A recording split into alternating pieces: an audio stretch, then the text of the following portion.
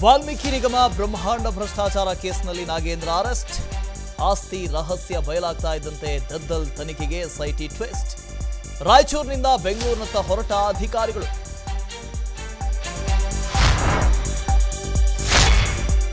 ಮೈಸೂರಿನ ಮೋಡಾದಲ್ಲಿ ಬಹುಕೋಟಿ ಹಗರಣ ಪ್ರಕರಣ. ಮುಖ್ಯಮಂತ್ರಿಯಿಂದಲೇ ಕಾನೂನು ಬಾಹಿರ ಚಟುವಟಿಕೆ. ಸದನದಲ್ಲಿ ಪರಿಣಾಮಕಾರಿಯಾಗಿ ಹೋರಾಡ್ತೇವೆ ಎಂದ ಎಚ್ಡಿಕೆ.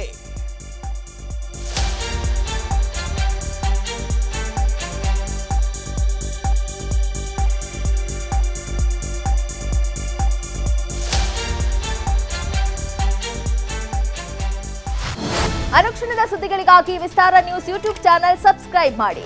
ಹೊಸ ಸುದ್ದಿಗಳ ನೋಟಿಫಿಕೇಶನ್ಗಾಗಿ ಬೆಲ್ ಐಕಾನ್ ಕ್ಲಿಕ್ ಮಾಡಿ. ಲೇಟೆಸ್ಟ್ ಅಪ್ಡೇಟ್ಸ್ಗಾಗಿ www.vistaranews.com ವೆಬ್ಸೈಟ್ಗೆ ವಿಸಿಟ್ ಮಾಡಿ.